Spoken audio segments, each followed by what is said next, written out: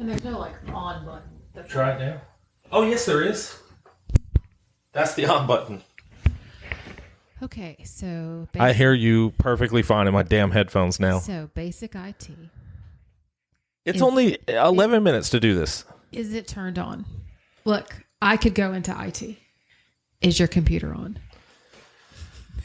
Oh, my God.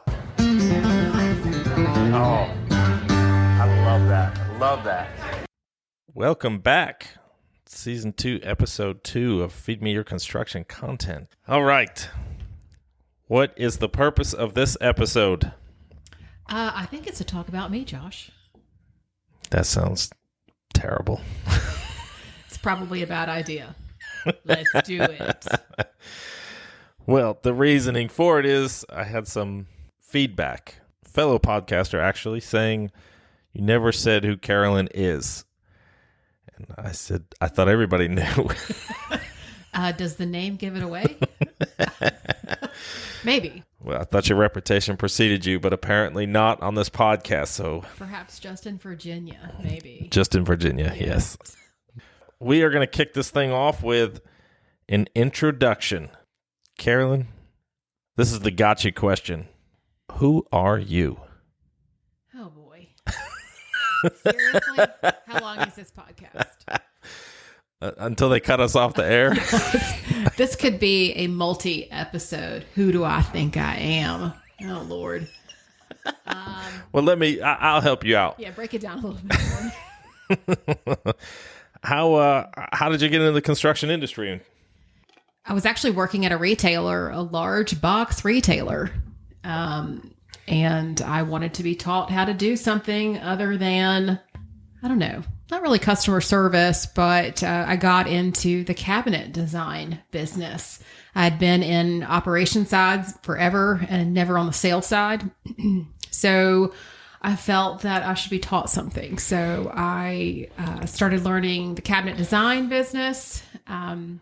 What was that? So you were in the box store, you were doing operation side more? For most of my adult career, yes. Wow. And then you were able to talk someone into letting you learn something more about the business. Well, right. I had been there a long time. It sounds terrible, right? And I'm poking fun at it because I think that's how our industry is that we hold women back at sometimes and other people backwards. We should be pushing you forward because there's so much more women bring to the table in our industry than what our generations before certainly didn't think so. Today, I think we figured out that that's not true. Well, right. And I think that we can be taught things, right? So you have to have good mentors, people who are willing to give you your time. I don't think that my mentorship at the big box store was all that great. However, it provided me a platform to leave and do better things. And then I was recruited.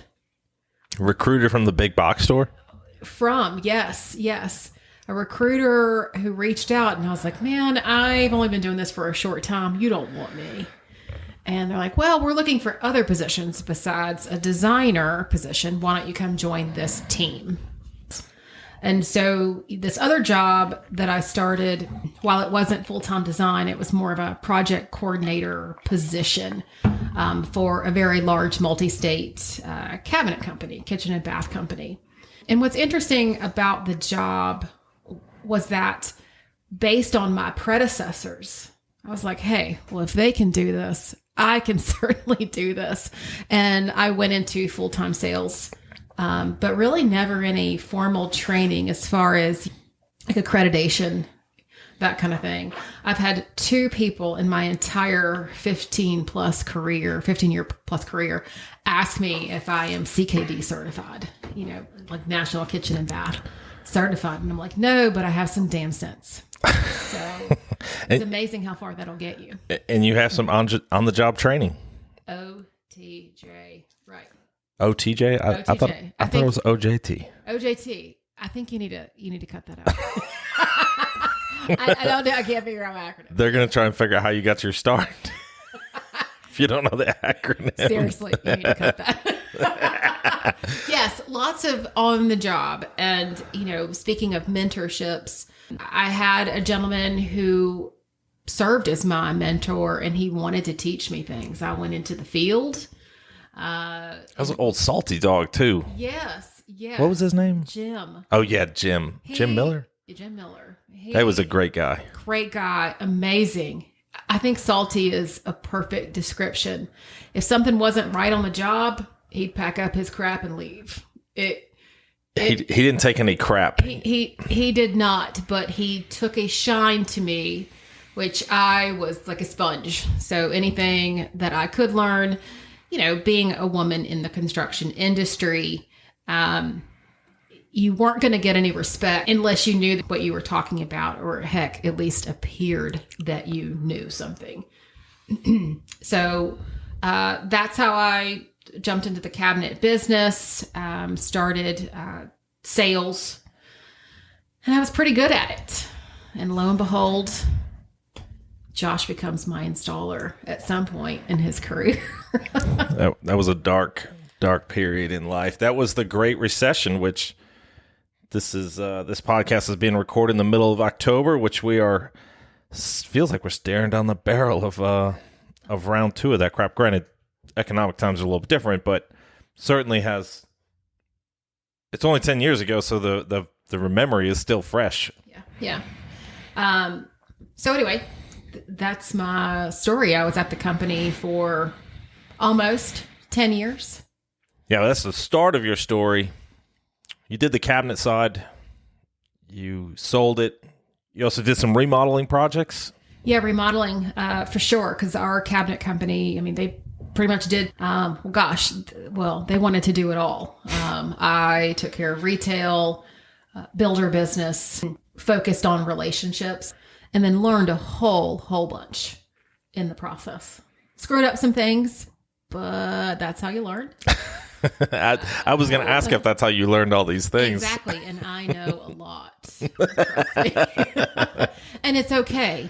The takeaway is that you learn from it. You try hard not to do it again, because you still want to remember the sting of what this felt like when you messed up. And I think that is one reason why I am good at my job. Yeah, for sure. And this was builder work too. So you're selling and overseeing the installation of cabinets, new cabinets, and granite countertops. Yeah. Mainly Uba Tuba at that time in your career. Uba Tuba. Sorry for all the listeners that are having flashbacks at the moment. Mike, I'm sure you're listening. We don't use Uba Tuba anymore. One of my customers, bless her heart, just picked out Uba Tuba. It wasn't a Karen. It was not. It was not. And, it looks fantastic. You damn right it looks fantastic. Everything looks amazing. Right, Josh? You learn from the best. Listen, if it's their selections and we're not the designer on that job, we support the selections they made. It's not our job to second guess the decision they make, because it only creates more problems for everybody in the process. This has always been my approach to it. It's tough because, you try to fight your own design style with your customers, and you're like, look, it looks great together. It's not my style, not my thing, but it looks great. Yeah, and I think that's the thing, is that everybody has their own design style. And I don't have any letters or alphabet after my name, but I think I'm a designer as well. Exactly. And it's an interesting point that you said. I don't have any alphabets behind my name, and I struggled with that for a long time. I think sometimes I still struggle. Oh, the imposter syndrome. The imposter syndrome, for sure. When you work with, I don't know, just these class of women and men who have been at it for so long, it's hard not to fear that you aren't good enough. And it was interesting because my coworkers over the years, have always said that I was talented, that I didn't need, the proof, right? The experience gave me credibility. And then just the success of doing a job well. It sounds so silly, but designing it correctly, installing it correctly, being cognizant of the parts and pieces that go together to make a well-crafted install. Recently, I just left a job where I had gone back to design after a break. And one of the installers, he had been in it for a long time, one of our, preferred installers. I got so many compliments from him, and he was another salty installer. And when I told him that I was leaving, he couldn't believe it. He said, you're one of the better designers that I've worked with. And you have all the right pieces, and I've just never seen anything come together like that. I mean, to have a guy like that say that, really spoke very loudly to me. And again, just helped me understand that I was a good designer. It's not just about this pretty picture. Can you deliver? And that's what was important to me. Well, look, as someone who has installed, someone who's overseen crews that install, has helped with purchasing on installations, it is critical to have a drawing that actually works and not just looks good for the customer. It's what looks good to the customer, but then actually works in the field. And I think I don't think there are enough designers that take it personally to understand cradle to grave their design to the install to the usability. Is usability the right word? But this is not a vocabulary oriented podcast. Thank God. But it's, because you can win fans. You start off and you win this fan and your design is beautiful, and it completely falls apart during install. Talk about, doing a remodel where someone is living in their house. You've completely torn apart their kitchen. And oh, by the way, you've just messed up a critical piece of their design, and they're going to be without an operating kitchen for another 4 weeks because of something that was completely preventable. Well, I mean, what about the kitchen remodel that I took part in, installing the cabinets, maybe the tile backsplash? I don't know what other components I was doing for it. Demo all the cabinets out. Yeah. Start putting the wall cabinets in, start pulling some measurements, and find the soffit that's above the cabinets is running down a hill, and the cabinets are going tight to the soffit. I informed the homeowner that the soffit is out. He says, "What do you need to do to fix it?" I said, "You need to get whoever installed it to come in and rip it out and redo it and do it right." To which the customer said, "I installed the soffit." So you need to fire your contract. The customer found a way to improvise, but that was a difficult project because it wasn't anything that we had done wrong. I think the salesperson, you were not the salesperson or the designer. I think the salesperson just didn't do their due diligence and think through each piece of that job and what it was going to be. But that was a major F up, which, how many days of labor did I lose and how much money did I lose? But that's the nature of the business, right? That's why you want a designer, a salesperson who really takes it personally to get it right. Exactly. There's real consequences. And so I no longer design.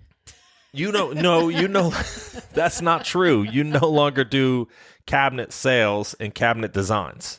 That's correct. You have exited that piece of the business. Correct. You went back to a builder. Yes.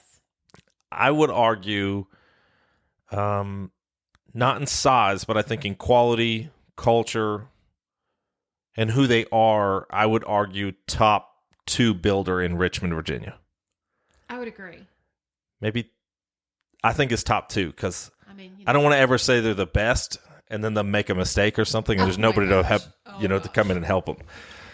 So, that was a brief history. I mean, there was some things in between, right? I worked for another builder in selections. You worked for that builder for a while. Yeah, 5 years. You worked for that builder in selection, so doing design center work and then taking the customer would do their structural options with the sales agent. They'd come to you at the design center, and then you would pick out everything from, I don't know, carpet to paint. Oh, yeah. everything in between. Hardware and trim. So yeah, from a builder that has a selection center. Yeah, exactly. And I had left the cabinet job to go to this builder because I thought that I could fix them. That I was the answer. Because that's what we do, right? Look, I'm not cutting that part out because that's who we are. And I'm sure that if anybody from that builder is listening, they say, well, we brought Carolyn in because we thought we could fix her the same way they're saying about hiring me. Yes. So again, the fixer complex struck again when I left said builder to go work in new home sales. So why you left that builder where you were doing the design is my fault. I thought, and if you haven't figured it out by now, Carolyn and I are married, been together for 4 years. Married for 4 years. That's what I'm saying. We've been married for 4 years. Yes. The clock starts over. I was urging her to go into real estate and become a realtor. You earned your real estate license. Yes. You took the test. You did all the work. You were nervous. You passed. I cried. You cried, and then I did nothing with it. So it was an exercise in losing a bunch of money and sleep and stress. But money's so replaceable. It's all about like chasing something more. And I think the whole point of this podcast is to show people that there are so many different avenues that you can go in construction and make money. And you've done it in several. Right. But I encourage you to get your license. You did. And then I had this great idea that you would talk to the director of sales at the builder I was working for.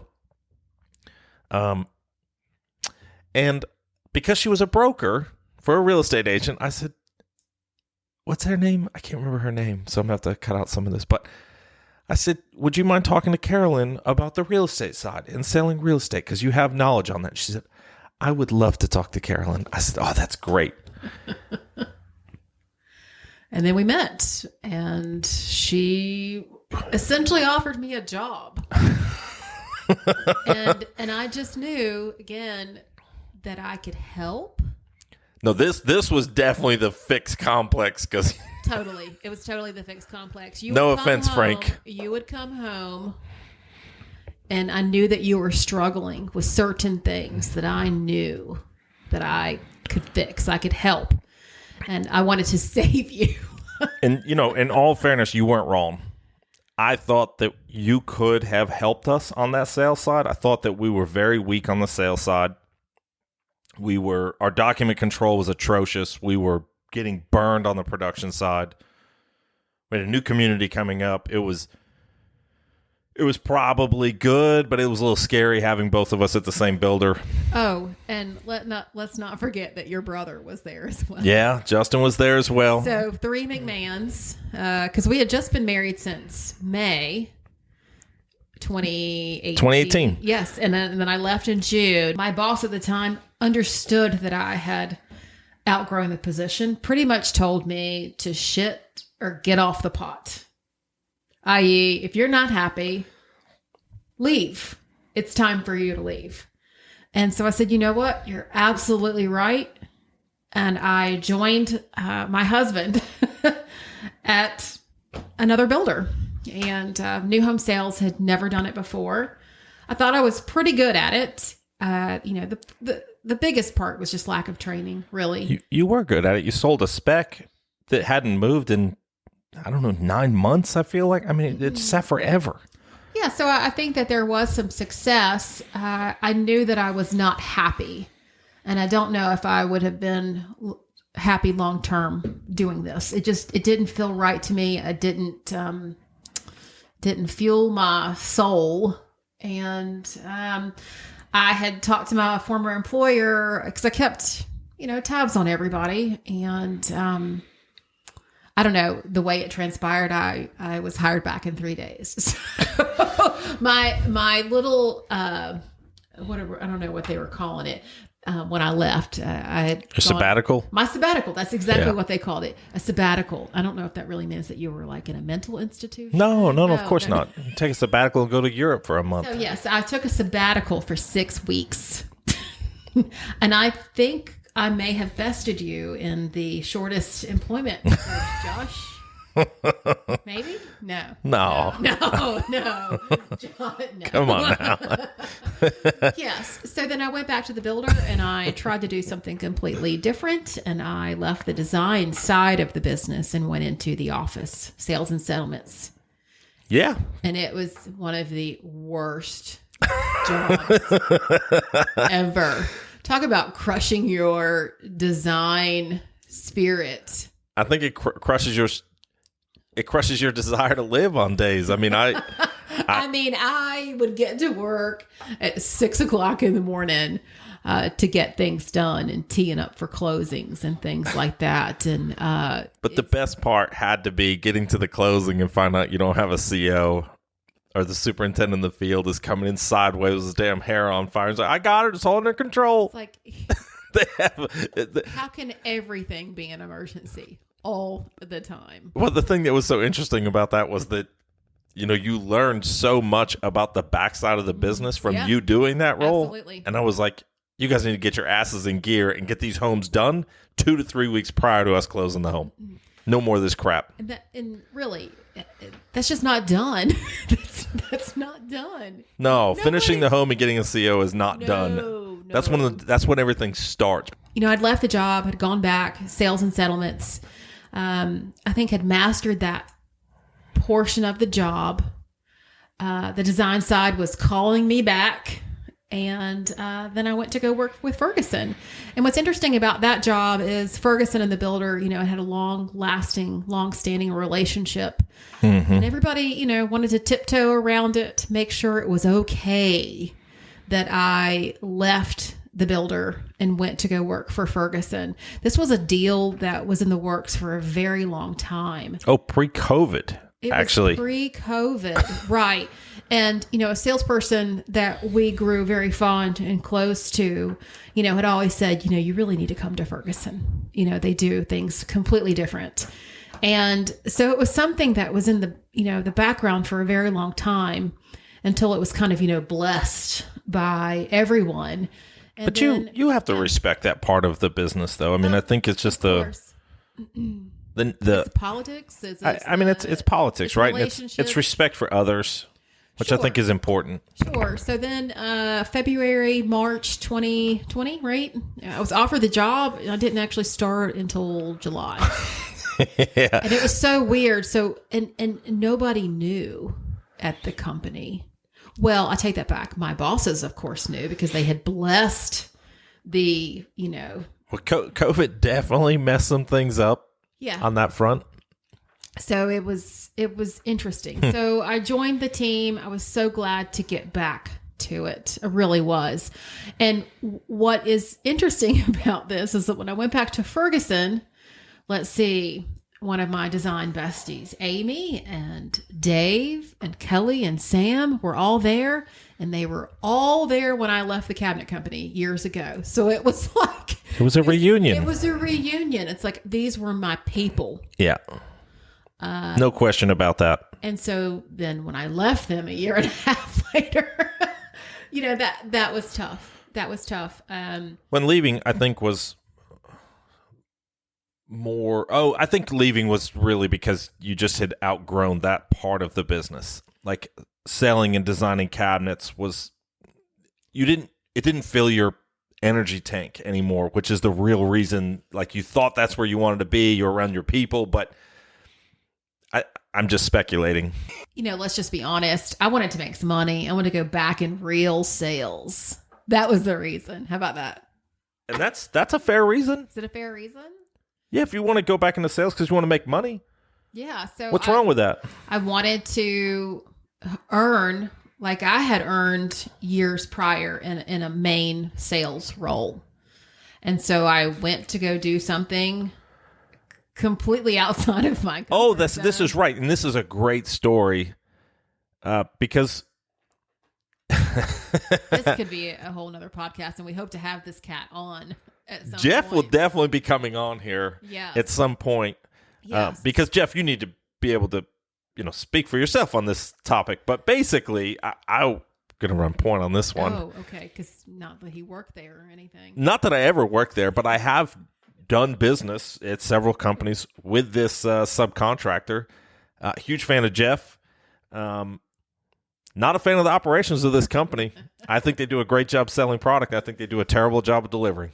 And I am outspoken about it, and I've done a lot of things to try and help them bridge those gaps. But that's a different podcast. Me and Jeff will get into that on our show. But we totally stepbrothered this interview. Carolyn on the phone, conference call style, with me standing over her shoulder, drilling the interviewer on what he was going to do to support Carolyn in this new role. So, Josh took the high road and did not say, "I told you so." I did not ever say that, and I will not say that when you're around. So, wow. This interview with Carolyn, the new co-host of Feed Me Your Construction Content, was so powerful that we had to break this thing into 2 episodes. So we hope you enjoyed the first episode. You get to hear of our technical difficulties. This podcasting business is no joke. A little bit about her career and her journey. Tune in next week for the conclusion.